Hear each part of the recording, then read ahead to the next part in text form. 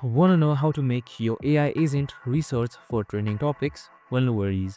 In this video, I'm going to show you how you can just simply add a prompt and create an agent that researches trending topics for you easily.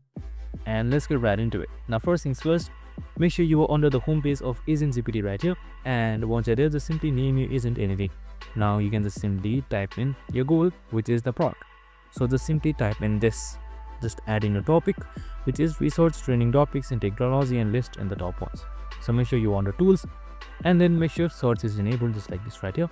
Select close and then select run. And once that is done, your AgentGPT should start running and you should have a proper research of trending topics as the engine right here is thinking, and it should give you that specific word that you want.